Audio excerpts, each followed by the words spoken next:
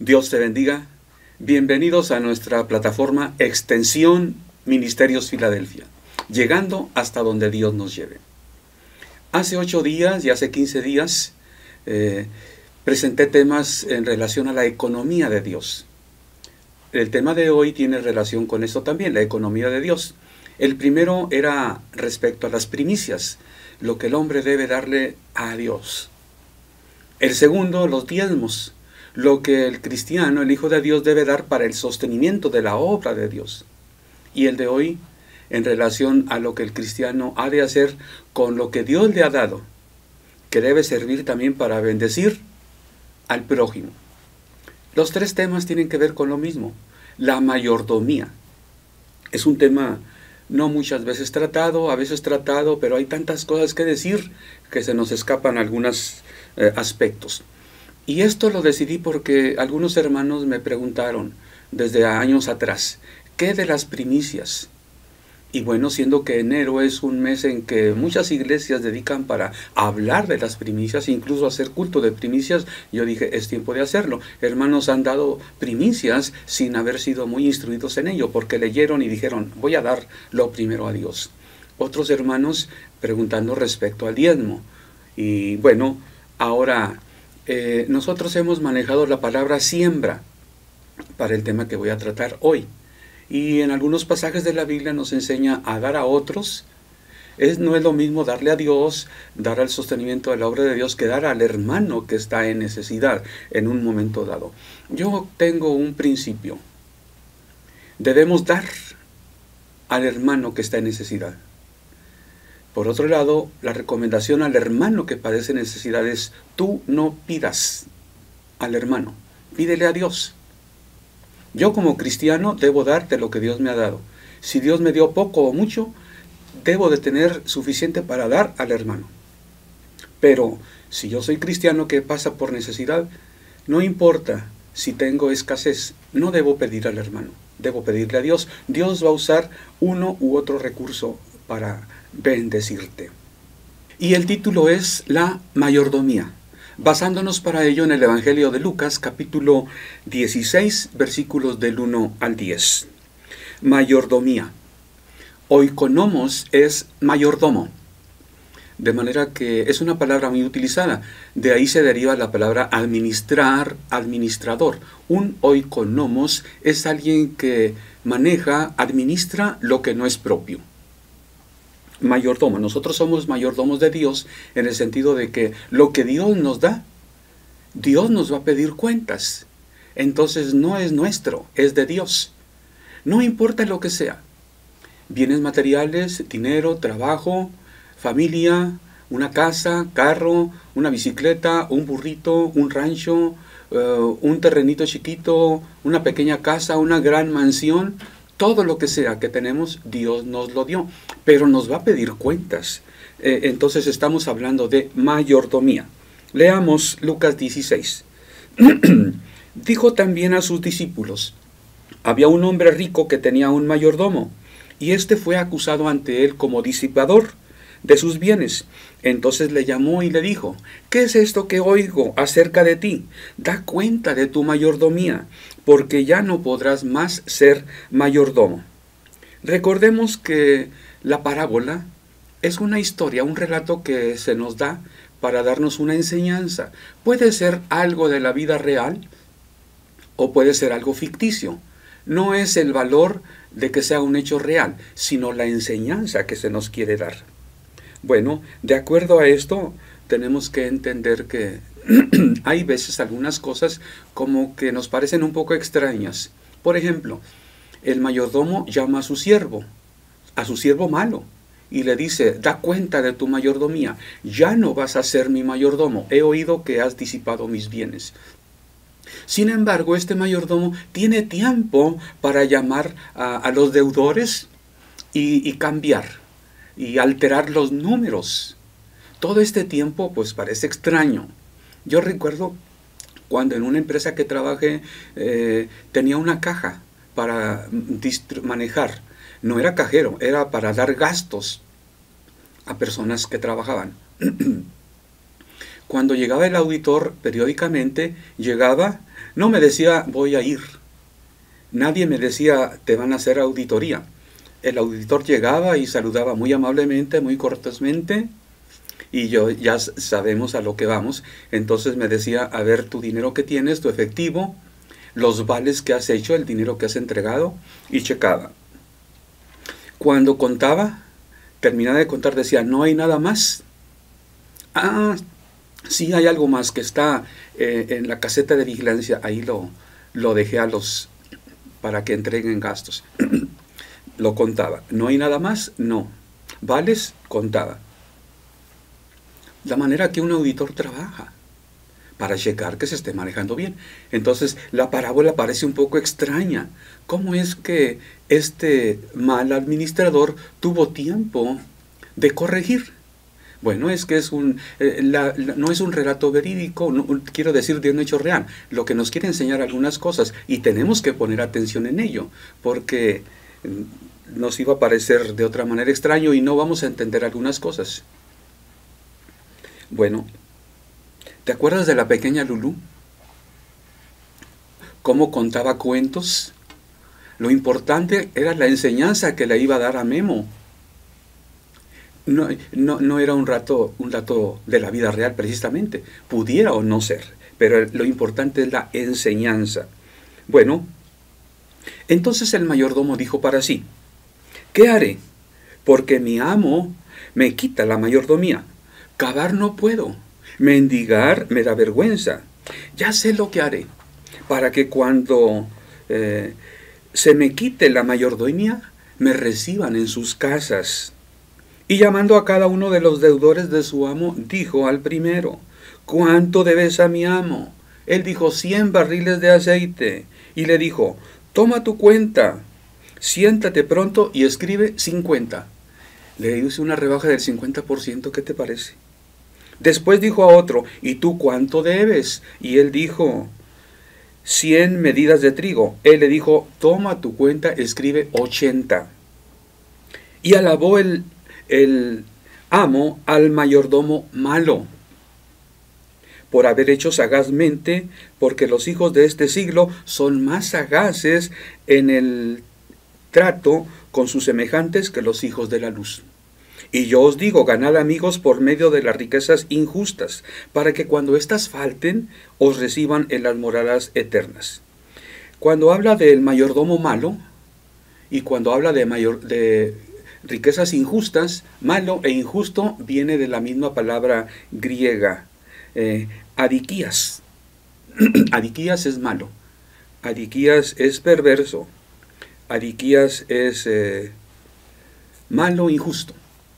Bueno, el mayordomo dijo, voy a quedar bien con los deudores de mi señor, para que después, cuando no tenga dinero, cuando no tenga trabajo, puedo visitarles en sus casas y me van a recibir, me van a dar de comer, me van a atender. Claro que ese es un hecho negativo, reprobable, pecaminoso. El Señor Jesús no nos manda a que pequemos, a que mintamos, a que seamos deshonestos. Lo que nos instruye, dice, mira, fíjate cómo personas en el mundo pueden ser listos en el manejo del dinero. Y eso es lo que tenemos que nosotros, si somos mayordomos, si tenemos bendiciones de Dios, tenemos que saber manejar lo que Dios nos da. Este es el centro de la enseñanza. Los demás son algunas cosas que el Señor y con las que el Señor nos ilustra aspectos de este mismo tema. Podemos entender algunas cosas de esta parábola, a través de esta parábola. 1. Las riquezas son injustas. Pon atención, esto voy a tratar de explicarlo. Las riquezas son injustas. Esto no quiere decir que el que es rico sea injusto, ¿ok? Las riquezas, el hecho de que haya riquezas es una injusticia. Vamos a ver por qué. Otra cosa, es bueno hacer el bien con el dinero que Dios nos da. Y otra cosa, el buen uso de los bienes que Dios nos da nos va a dar más oportunidad de entrar a las moradas eternas. El Señor Jesús dijo, no puedes amar a Dios y a las riquezas. Una cosa es que tú pudieras tener riqueza que Dios te dio, y otra cosa es que ames esa riqueza. No puedes amar a la riqueza y a Dios. O amas a uno o aborreces al otro. Yo te pregunto, ¿amas a Dios? O sea que aborreces las riquezas. Bueno, si Dios te las da, las recibes. Pero debemos aborrecer las riquezas. Es por eso que el que actúa en base a los mandamientos de Dios puede compartir. Porque él aborrece, él no puede ver que haya tanto acumulado y tanta necesidad a su alrededor. Y no es que derrocha, no es que tan pronto hay 2 o 3 va y reparte, no, no es eso. Un buen mayordomo, ¿qué es un administrador? Apunta, hace cuentas, calcula, ve estadísticas, ve pronósticos. ¿Te acuerdas de José? Él fue un buen mayordomo. ¿Pudo Egipto acumular trigo? 7 años. Y 7 años que no había, pudo comer y pudo bendecir a otros. Este es el principio de la mayordomía. Creo que José tiene mucho que enseñarnos a nosotros si queremos vernos como administradores. Precisamente eso fue José en Egipto, administrador.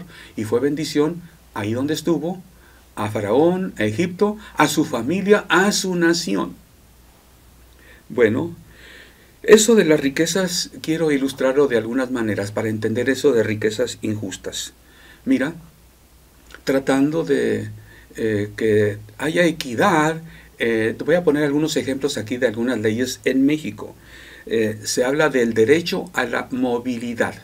Esta es una ley que hace poquito se estableció y creo que ya está en rango constitucional.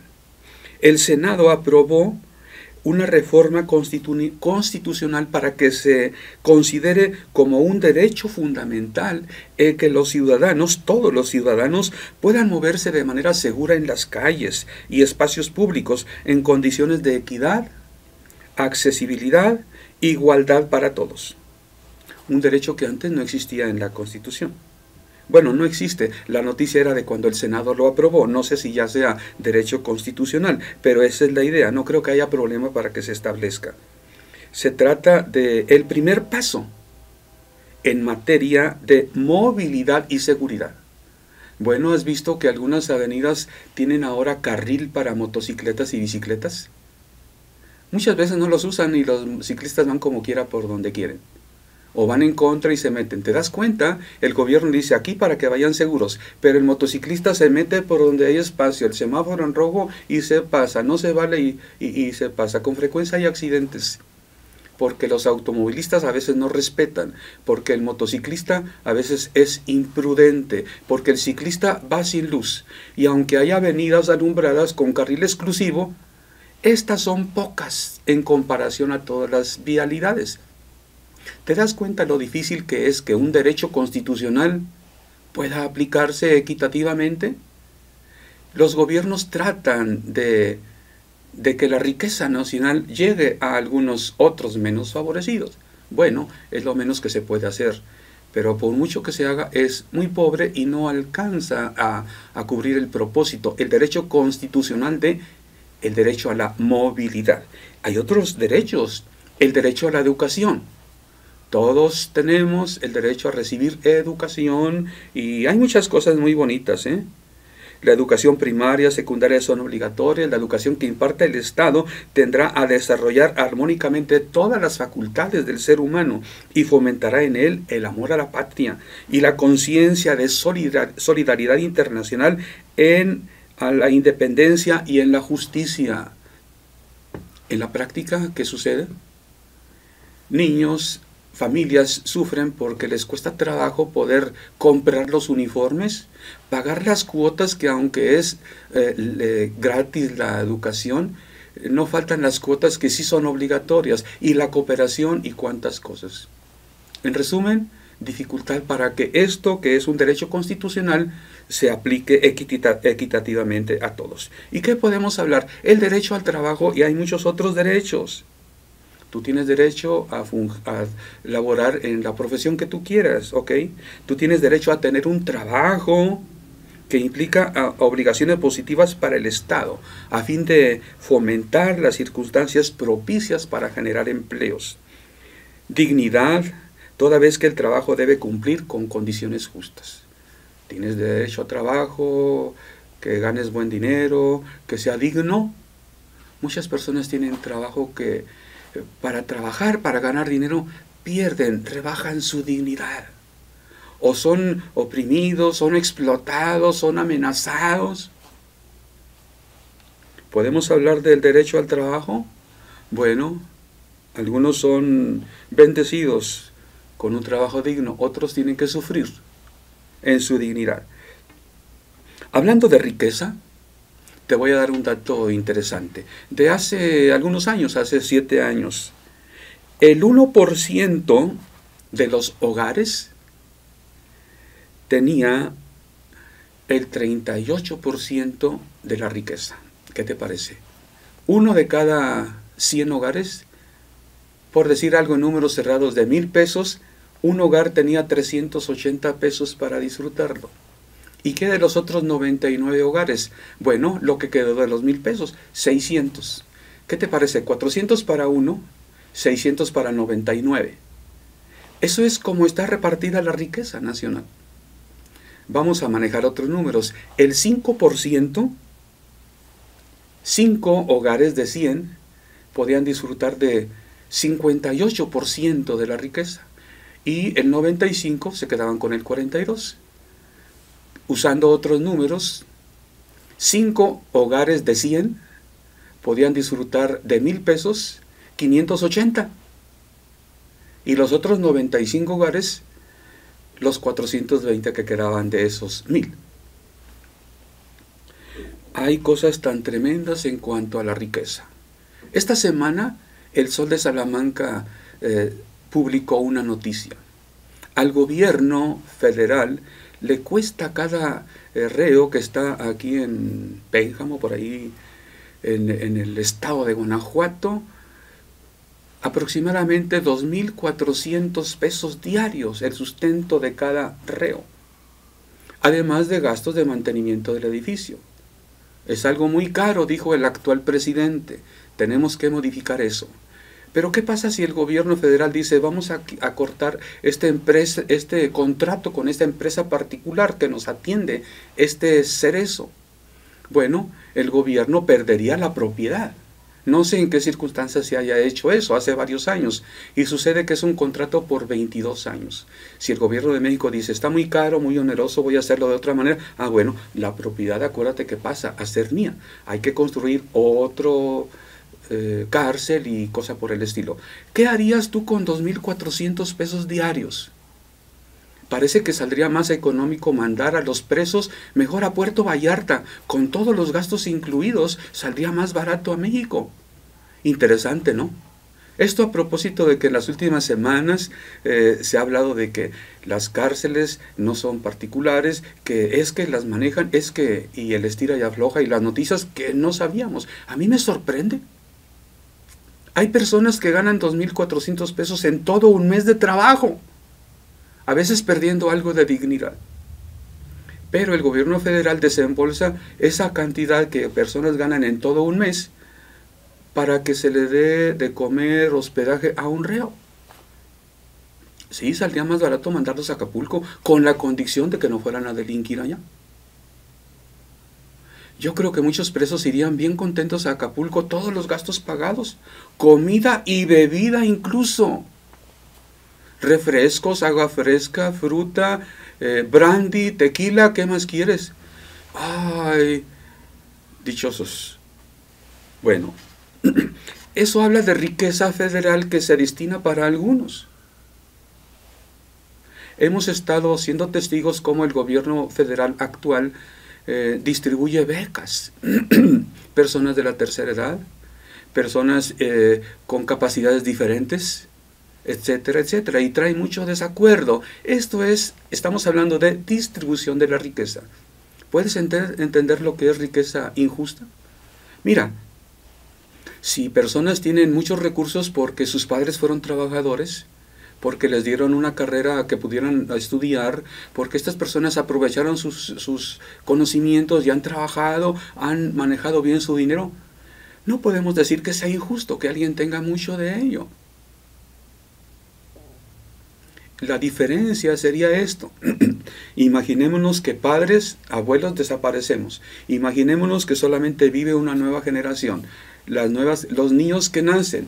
Imagínate que de 100 niños que nacen, Dios viera que a un niño se le dieran 400 pesos y a 99 niños hay que se repartan 600 entre todos. ¿Sería injusto? Claro que sí. Esas son las riquezas injustas. Alguien que fue por allá a Los Cabos, a Chihuahua, a Barranca del Cobre, por allá, alguna vez me comentó. No sé de dónde, ya ni recuerdo de dónde salió este comentario. Algo que se decía.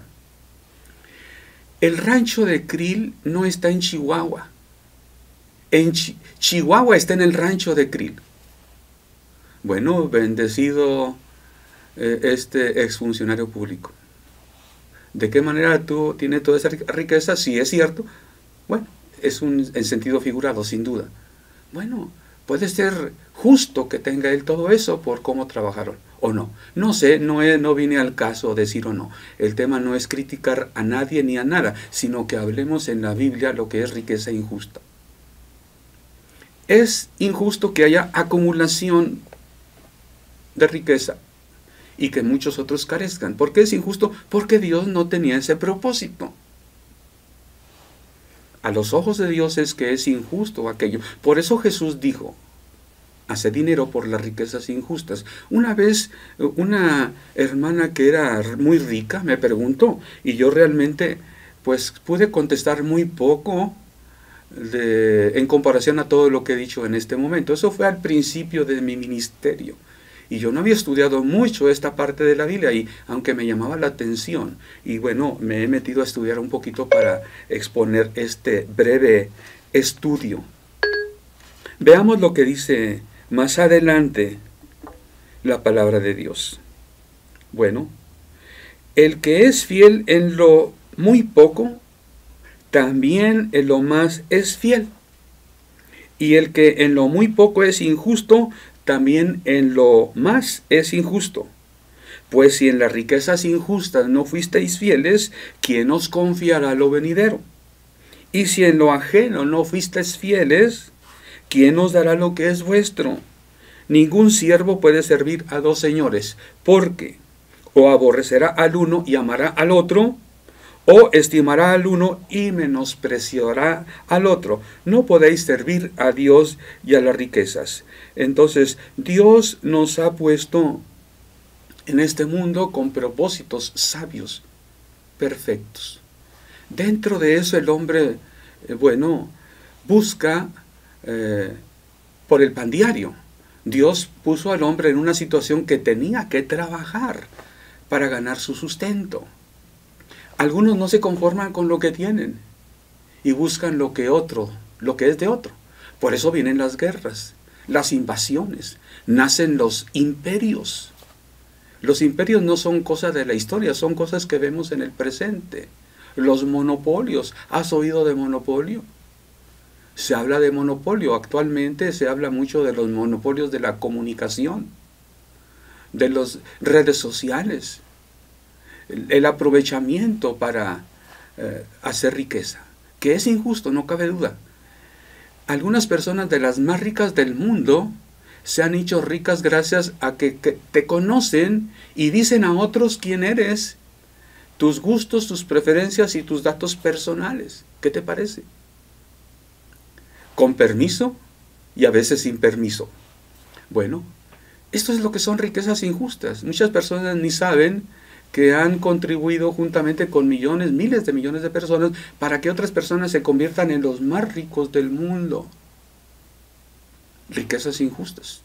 El Señor dice que el hecho de que haya dinero acumulado es injusto en esta vida. No es injusto el que tiene mucho, porque dice la Biblia que Dios da riqueza, pero no añade tristeza con ello. La riqueza la puede dar Satanás o la puede dar Dios. ¿Qué te parece? En esta vida hay ricos porque Dios los ha hecho ricos. Y hay ricos porque ellos no se han conformado y a las buenas y a las malas han acumulado riqueza. A otros les ha ayudado Satanás. ¿Te acuerdas de Cachirulo con el cuento de Wenceslao? Allá hace muchos años lo recuerdo siempre. Bueno, la Biblia dice que Dios da riqueza y que no añade tristeza con ello. Pero al rico, porque él ha querido serlo, no lo deja dormir su abundancia. ¿De cuál quieres ser tú? Bueno, Dios es el dueño de la riqueza, es el que sabe a quién la da. La da para que bien la administre y nos va a pedir cuentas. La Biblia nos habla de un mayordomo fiel. Es un mayordomo que ha manejado esos dineros, esos recursos materiales como Dios quiere. Algo de ello es, conforme la enseñanza de Jesús de la parábola, es hacer amigos por las riquezas injustas. Es una de las conclusiones de la parábola. ¿De qué manera hacer amigos? Bueno, ayudándoles. Y no se trata de que hagas amigos, se trata de que tú ayudes a otros. La Biblia nos enseña que debemos ayudar a otros. Por ejemplo, la Biblia tenía provisión en el pueblo de Dios, debería de, cuando cosechaba, solamente darle una pasada a la siega. Lo que quedaba ya, lo que se llamaba rebusco, lo dejaban para los pobres. A los pobres también se les dejaba que ellos, lo que de suyo daba la tierra, lo tomaran para sí cada 7 años. Y otras cosas que mencioné la semana pasada. Bueno, eso es parte de la economía de Dios. Que nos veamos como mayordomos de Él. Él nos da. La vida cristiana dice que es un dar y recibir, dice el apóstol Pablo. Y Jesús dijo que era más bendición dar que recibir. El que da es un fiel mayordomo de Dios, porque dentro de la provisión de Dios es que nos da, y Él quiere que demos a otros también. Muchos cristianos hacen referencia a la siembra. Dice segunda a los Corintios 9:6. Pero esto digo, el que siembra escasamente, también segará escasamente, y el que siembra generosamente, generosamente también segará. Esto lo puede entender el que se ve a sí mismo como un mayordomo de Dios. Dios te da, tú tienes que manejar bien lo que Dios te ha dado. Tienes que manejar bien porque Dios te va a pedir cuentas. Te lo dio para que lo uses mientras vives aquí. Bueno, de esta manera los cristianos bendicen a otros, sembrando. Yo me olvido de lo que doy. Eso va a dar fruto, eso me va a bendecir a mí. Ya recibió bendición el que lo recibió. Tal vez por eso Jesús dijo, es más bendición dar que recibir. Tú das uno, aquel que recibe uno, recibe bendición. Pero después tú recibes de ese uno abundancia. Tú eres más bendecido. Además de cumplir la voluntad de Dios, además de entender la economía de Dios, entrar a ese sistema en el cual Dios nos promete dar abundantemente, pero si le obedecemos, si confiamos, si creemos, la base es creerle y obedecerle a Dios. Bueno, el apóstol Pablo en esta misma carta más adelante dice, el versículo 10, de la siguiente manera. 2 Corintios 9, 10. Y el que da semilla al que siembra, y pan al que come, proveerá y multiplicará vuestra sementera, y aumentará los frutos de vuestra justicia. Bueno, lo pudimos entender, pudimos hacer la palabra de Dios. La bendición de Pablo es, el que da el pan, te va a dar abundantemente. El que da la semilla para que siembres, no te va a faltar. El que da trabajo, te va a dar trabajo. El que da salud, te va a dar salud. Aquel proveedor que es Dios no va a fallar. Que Dios nos dé sabiduría para ser fieles mayordomos. Para que cuando ya entreguemos cuentas de lo que Dios nos da, cuando podemos dar cuentas y que se vea que sí fuimos fieles en lo ajeno, Dios nos dé lo que Él ha preparado para nosotros, que es eterno. Dios te bendiga.